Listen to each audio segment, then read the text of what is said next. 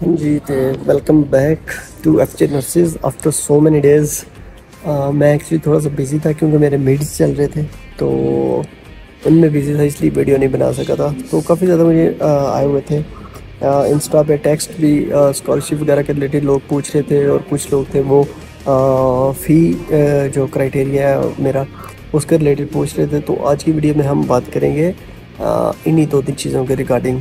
और अगर थोड़ा लाइट्स का इशू हो तो उसको ज़रा आपने इग्नोर करना है, क्योंकि मैं इधर स्टडी एरिया में बैठा हूँ अभी, तो इसलिए यहाँ पे लाइट्स जो है वो शाम का टाइम है, बाहर बारिश हो रही है, तो वो लाइट्स थोड़ी सी जो है ना वो लो है यहाँ पे।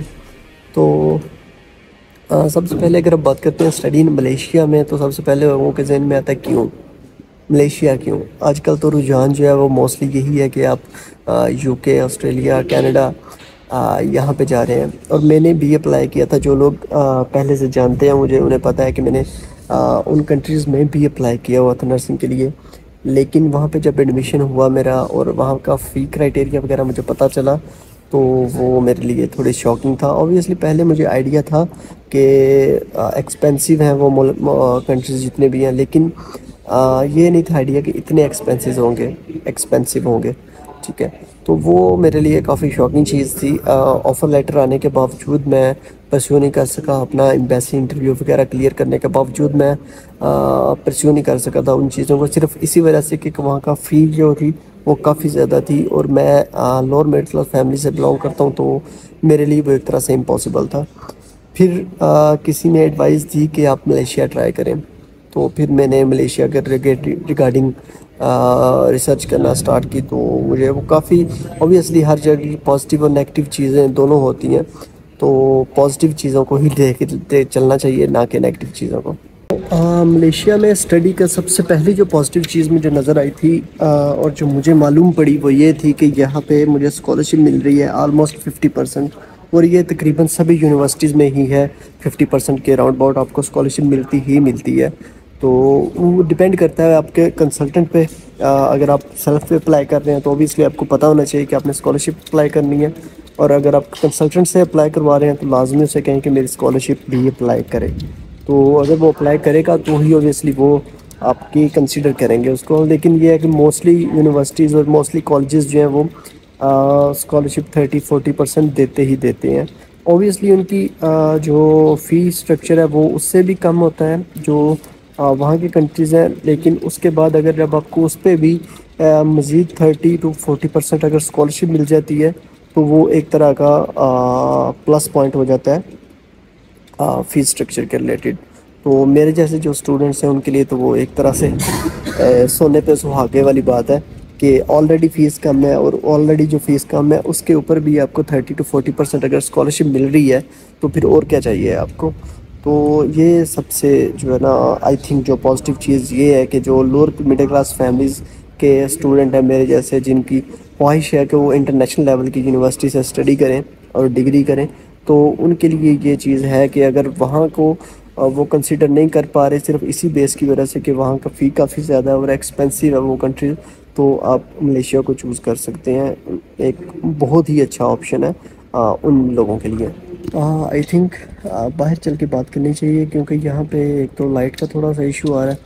लाइट जो है वो काफ़ी कम है यहाँ पे।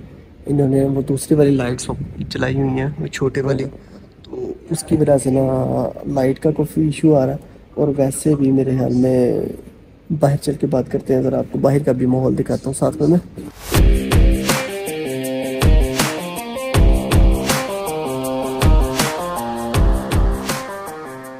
एक्चुअली बारिश हो रही है, बड़ा मज़े का मौसम बना हुआ है, लेकिन ये है कि बारिश हो रही है बाहर, तो इसलिए मौसम मज़े का होता है। यहाँ पे बारिश का कोई पता नहीं चलता किस वक्त बारिश आ जाए और किस वक्त मौसम ख़राब हो जाए। अभी जब मैं आया था यूनिवर्सिटी तब धूप लगी हुई थी, और अभी इस वक्त जो है वो यहाँ पे बारिश हो रही है, और वो काफ़ी तेज़ हो रही है। नज़र तो नहीं आएगी, लेकिन ये है कि फील हो जाएगा आपको कि बारिश जो है ना वो काफ़ी तेज़ हो रही है यहाँ पे। वेदर की अगर बात करते हैं तो वेदर काफ़ी अच्छा है यहाँ का। लेकिन ये है कि वो सर्दी नहीं है, अभी दिसंबर है तो मैंने टी शर्ट पहनी है, या लोग जो शॉर्ट्स में घूम रहे हैं, तो इससे आप आइडिया लगा सकते हैं कि सर्दी ऐसा सच नहीं है यहाँ पे। ठीक है, अच्छा मैं तो बात कर रहा था कि स्कॉलरशिप वगैरह की। स्कॉलरशिप आपको लाजमी कंसिडर करनी चाहिए, आपको खुद अगर आप अप्लाई करेंगे तो आपको मिल जाएगी स्कॉलरशिप। मोस्टली जो यूनिवर्सिटी और कॉलेजेस जो है वो स्कॉलरशिप जो है वो ऑफ़र करते हैं 30 to 40% मिनिमम जो है। लेकिन उसके बाद आप बात करते हैं यहाँ की अपॉर्चुनिटीज़ के बारे में, तो इंटरनेशनल लेवल की यूनिवर्सिटीज़ हैं तो ओबियसली अपॉर्चुनिटीज़ भी फिर उसी हिसाब से है यहाँ पे जो वहाँ पे है। और मलेशिया एक डेवलप कंट्री है, कोई अंडर डेवलप कंट्री तो है नहीं कि यहाँ पे उतनी अपॉर्चुनिटीज़ ना हो, तो वो है। लेकिन अगर आप की एक वो ऑप्शन होता है, लोग चूज़ करते हैं कि वहाँ पे ऊपर पता नहीं शायद क्या कर रहे हैं, वो नज़र आ रहा होगा शायद आप लोगों को। ये यहाँ के ये जो चाइनीज़ लोग हैं, ये एक्सरसाइज के रिलेटेड ना रिगार्डिंग बहुत स्ट्रिक्ट है। तो ये लोग एक्सरसाइज जो है ना उसको भाई बहुत ज़्यादा करते हैं कि भाई एक्सरसाइज करनी ही करनी है, चाहे जो मर्जी हो जाए। तो वो लोग अपने आई गेस वो एक्सरसाइज वगैरह कुछ करते हैं। जो एवरेज फ़ी है यहाँ पे वैसे तो डिपेंड करता है और वेरी करता है वो आपके उस पे कोर्स पे और आपकी स्टडी पे। लेकिन जो एवरेज यहाँ पे आपकी स्कॉलरशिप के बाद आपको फ़ी पे करनी होती है एनुअली, वो राउंड अबाउट होती है, आप कर लें कि 8,000 रिंगिट से लेके 15,000 रिंगिट के इन बिटवीन। तो क्योंकि हमारी भी इतनी ही थी तो वो कोई इतनी बड़ी अमाउंट नहीं है। रिंगिट जो है वो आप चेक कर सकते हैं 60-65 पाकिस्तानी और तकरीबन 18-20 रुपये इंडियन रुपीज़ के अकॉर्डिंग आ रहा है। तो उसके हिसाब से आप लोग चेक कर लीजिएगा। 10 से 15,000 के इन बिटवीन आपकी फ़ी होगी जो आपने सबमिट करवानी है आफ्टर स्कॉलरशिप। तो वो भी ऐसा सच नहीं है, वो कर ही सकते हैं आप। रेंज पाकिस्तान तकरीबन 8-10 लाख रुपया बनता है, तो वो हो जाती है रेंज। इतनी जो है ना वो अफोर्डिंग है, बजाय कि 20-25 लाख रुपए आपने जस्ट फीस अपनी पे करनी हो। ठीक है, तो बादल गरजते हैं बहुत तेज़ वाले यहाँ पे बादल बहुत तेज़ गरजते हैं। अच्छा, तो उसके बाद अगर आप बात करते हैं कि यहाँ पे आगे फ़ी बनती है कि नहीं बनती, तो क्योंकि ये एक मेन कंसर्न होता है जितने भी इंटरनेशनल स्टूडेंट्स होते हैं, ऑलमोस्ट 80% 90% जो होते हैं वो इसी चक्कर में होते हैं कि वो सेल्फ पे जाके अपने खुद जो है वो किसी पे डिपेंडेंट नहीं होंगे, घर से फीस वगैरह नहीं मंगवाएंगे, वो खुद मैनेज करेंगे सब कुछ अपना।